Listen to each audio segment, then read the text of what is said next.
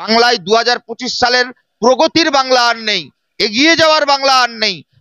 বাংলা আজকে সত্যি Bengal means business, ধর্মের বিজনেস। আইনের শাসন হওয়ার কথা, সেখানে এলাকায় এলাকায় ধর্মীয় খাপ পঞ্চায়েতি ব্যবস্থা চালু হচ্ছে। পুলিশের মেরুদণ্ডটা মমতা বন্দ্যোপাধ্যায় ভেঙে দিয়েছেন। পুলিশ ব্যবস্থাটাকে, পুলিশ সিস্টেমটাকে মমতা বন্দ্যোপাধ্যায় অকেজো করে রেখেছেন। তার যে সিস্টেম, মমতার সিস্টেম, ভাইপোর সিস্টেম, তৃণমূলের সিস্টেম, সিন্ডিকেটের সিস্টেম, তোলাবাজির সিস্টেম, সেই সিস্টেমের মধ্য দিয়ে গোটা রাজ্য জুড়ে একটা প্যারালাল অ্যাডমিনিস্ট্রেটিভ ব্যবস্থা চলছে। পুলিশ টুটো জগন্নাথ, অপরাধীরা ঘুরে বেড়াচ্ছে। গতকালকেও কল্যাণীতে মুন্ডু কাটা ব্যবসায়ীর বডি খুঁজে পাওয়া গেছে।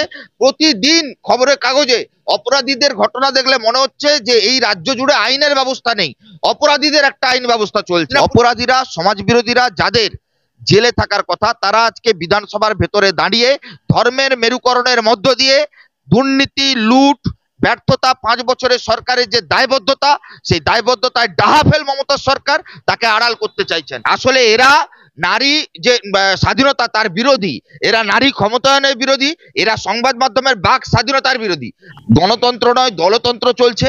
সেই চূড়ান্ত স্বৈরাচারী ফ্যাসিস্ট কায়দায় একটা সরকার চললে এই দলতান্ত্রিক ব্যবস্থায় যা যা হওয়া সম্ভব, বিচার ব্যবস্থার উপর আক্রমণ, সংবাদ মাধ্যমের উপর আক্রমণ, সাধারণ মানুষের উপর আক্রমণ, মহিলাদের উপর আক্রমণ, মেধাবী পড়ুয়াদের উপর আক্রমণ, কৃষকের উপর আক্রমণ, দেউচাপাচামির আদিবাসীদের উপর আক্রমণ, সবটাই সংগঠিত হচ্ছে। এটাই একটা স্বৈরাচারী, মধ্যযুগীয়, কুসংস্কারাচ্ছন্ন, আমার বাংলার পিছিয়ে যাওয়া অন্ধকারময় ভবিষ্যৎ, বাংলার ভবিষ্যতের ইঙ্গিত বহন করছে। নওশাদ সিদ্দিকী মুখ্যমন্ত্রীর সাথে দেখা করা কার্যত অন্যরকম মোড় নিচ্ছে এই মুহূর্তে সবাই বলছেন, কিভাবে দেখছেন? না দেখুন, নওশাদ সিদ্দিকী বা যে কোনো এমএলএ, যে কোনো মানুষ মুখ্যমন্ত্রীর সঙ্গে দেখা করতে পারেন। মুখ্যমন্ত্রী সকলের মুখ্যমন্ত্রী। আমাদের নেতারাও গেছিলেন মমতা বন্দ্যোপাধ্যায়ের কাছে দাবি জানাতে, নওশাদও নিশ্চিতভাবে তার দাবি দেওয়া জানাতে গেছে। কিন্তু এটা দেখতে হবে যে নওশাদ দেখা করার পর তৃণমূলে চলে যাচ্ছে কিনা। আমার স্থির বিশ্বাস নওশাদ সিদ্দিকী বাবুল সুপ্রিয় নয়। দেখা করলেও ঝালমুড়ি খেয়ে যেমন বাবুল সুপ্রিয় তৃণমূল হয়ে গেছে, নওশাদ তৃণমূল হবে না। আমার স্থির বিশ্বাস একের পর এক বিজেপির বিরোধী দলের এমএলএ কিংবা অন্যান্য দলের যারা জনপ্রতিনিধি বা নেতা মন্ত্রী বা যারা রাজনৈতিক কর্মী, তারা যেমন দেখা করার পর জামা পাল্টে ফেলে, নওশাদ এই কাজ করবে না। কারণ এই রাজ্যে নওশাদ সিদ্দিকী সংখ্যালঘু মানুষদের চোখ খুলে দিয়েছেন। ওয়াকফের টাকা লুট, হজ হাউসের নামে দুর্নীতি, মাদ্রাসায় ব্যাপক লুট, যেভাবে 42 দিন তার উপর অত্যাচার হয়েছে, যেভাবে ভাঙড়ে শওকত বাহিনীকে উনি চ্যালেঞ্জ করেছেন, তাতে গোটা রাজ্য জুড়ে সংখ্যালঘু মানুষরা যারা বিজেপির ভয়ে তৃণমূলকে অনেক অনিচ্ছা সত্ত্বেও ভোট দিত, তাদের সামনে বিকল্প হিসেবে ভাবছিল। আমার স্থির বিশ্বাস যে নওশাদ এত মানুষের হতাশা, এত মানুষের আবেগ, আশা, ভরসাকে হতাশ করবেন না। হতাশাগ্রস্ত তৃণমূলের সংখ্যালঘু ভোটাররা তারা আজকে তাকিয়ে রয়েছে নওশাদ সিদ্দিকী কি করবে, বামেরা কি করবে, কংগ্রেস কি করবে। সেখানে এমন কোনো হঠকারী কাজ করা যাবে না যাতে এই রাজ্যের রাজনীতিতে তৃণমূল বিজেপি অক্সিজেন পায়। তাপসী মণ্ডল চেঞ্জ করলো হলদিয়া কার্যত। তুমি যেহেতু মেদিনীপুরের, একদম তোমায় সেই প্রশ্নই রাখছি, তাপসী মণ্ডল চেঞ্জ করাতে কি সিপিএম বাড়তি অক্সিজেন পেল? না, বাড়তি অক্সিজেনের তো ব্যাপার নেই। হলদিয়ায় তৃণমূল রিজেক্টেড পার্টি। হলদিয়া আজ অব্দি তৃণমূল জেতেনি, আজ অব্দি কোনোদিন জেতেনি। তৃণমূলের পতাকা নিয়ে তাপসী মণ্ডল একদম প্রথম থেকেই জেতেনি। আজ অব্দি কোনোদিন হলদিয়া তৃণমূল জেতেনি। পৌরসভা লুট করেছে, বিধানসভা কোনোদিন জেতেনি। 16 সালেও তাপসী মণ্ডল সিপিএম এর এমএলএ ছিলেন, 21-এ বিজেপির এমএলএ হলেন, এবারে তৃণমূলে গেলেন। উনি তৃণমূলের প্রতীক নিয়ে দাঁড়ালে হলদিয়া জিততে পারবেন না, তার জন্য বিজেপির প্রতীক নিয়ে দাঁড়িয়েছিলেন। আমরা বলছি এটা দলবদল নয়, এটা হচ্ছে একটা বিল্ডিং এর এক ঘর থেকে আরেক ঘরে যাওয়া। যখনই তৃণমূল বিপদে পড়ে তখনই কোনো দালাল, তৃণমূলের দালাল, তারা দায়িত্ব নিয়ে তৃণমূলকে বাঁচায়। বিভাজনের রাজনীতি পছন্দ করি না, তাই গেছে। তাপসী মণ্ডলরাই তো শুভেন্দু অধিকারীর সঙ্গে হাতে হাত মিলিয়ে বিভাজনের রাজনীতি করতেন। আজকে যে রাজনৈতিক দলে গেছেন সেই তৃণমূল কংগ্রেস, তারাই তো এই রাজ্যে প্রথম বিভাজনের রাজনীতিকে আমদানি করেছে।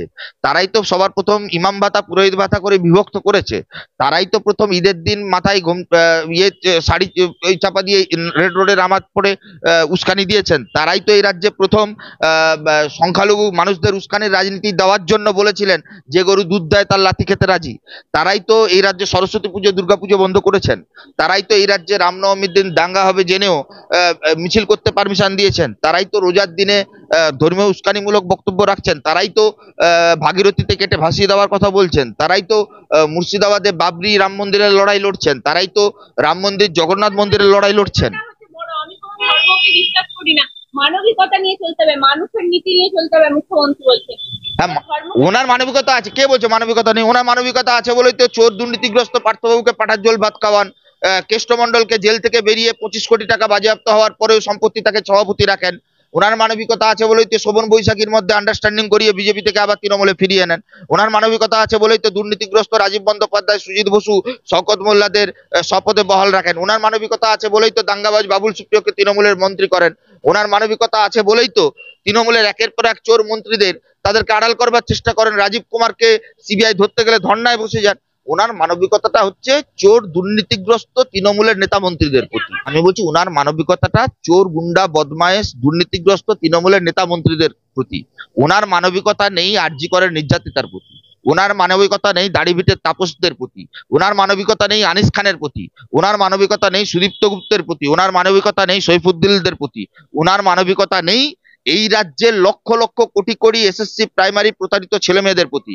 ওনার মানবিকতা নেই ডিএ না পাওয়া বেকার যারা সরকারি কর্মচারী যারা প্রতিদিন আন্দোলন করছেন তাদের প্রতি। ওনার মানবিকতা নেই এই রাজ্যের হাজার হাজার মহিলাদের প্রতি যে অন্যায় হচ্ছে, অত্যাচার হচ্ছে, নির্যাতন হচ্ছে, সেই নির্যাতিতার পরিবারের প্রতি ওনার মানবিকতা নেই। আসলে ওনার মানবিকতাটা দুর্নীতিগ্রস্ত নেতা মন্ত্রীদের পাশাপাশি নিজের পরিবারের প্রতি। তাই নিজের ভাইপোর চিকিৎসা করাতে বিদেশে পাঠিয়ে দেন, আর নিজের ট্রিটমেন্ট করান সুপার স্পেশালিটি ছেড়ে কলকাতার হাসপাতালে, আর গোটা রাজ্য জুড়ে হাসপাতালগুলোতে জাল ওষুধ আর জাল সেলাইনে গরিব মানুষকে মেরে ফেলেন। প্রসূতি মৃত্যু বাড়ছে, জাল সেলাইন জাল ওষুধের ব্যবসা চলছে। গোটা রাজ্য জুড়ে মমতা বন্দ্যোপাধ্যায় নিজে বিশ্বাস করেন না নিজের স্বাস্থ্য মডেলকে, তার জন্যই তিনি বিদেশে চলে যান, বিদেশে পাঠিয়ে দেন নিজের পরিবারের সদস্যদের। নিজের পরিবারের দুর্নীতিগ্রস্ত সদস্যদের বাঁচানোর চেষ্টা করেন, তাদের প্রতি তিনি দয়াশীল। গোটা দেশ এবং রাজ্য জুড়ে এমন কোন সরকার আপনি দেখাতে পারবেন যে সরকারের খোদ মুখ্যমন্ত্রী তার রাজ্য সরকারের স্বাস্থ্য ব্যবস্থার প্রতি প্রশ্ন তুলছেন? দেখাতে পারবেন? একটা উদাহরণ নেই। মমতা বন্দ্যোপাধ্যায় নিজে বলছেন জাল ওষুধ প্রত্যেকে আসছে, জাল স্যালাইন প্রত্যেকে আসছে। স্বাস্থ্য সচিবকে বলছেন যে তুমি কাজ করছো না ঠিকঠাক, তারপরেও তাকে পুরস্কৃত করছেন। বলছেন শওকত বোম্বা দেন, তারপরেও তাকে শপথে রাখছেন। জানেন সুজিত তোলে, তারপরেও সেখানে রাখছেন। আসলে গোটা রাজ্য জুড়ে তোলাবাজ সিন্ডিকেটের মাথাদের প্রতি ওনার দায়বদ্ধতা রয়েছে, ওনার মানবিকতা রয়েছে, সাধারণ মানুষের প্রতি নেই।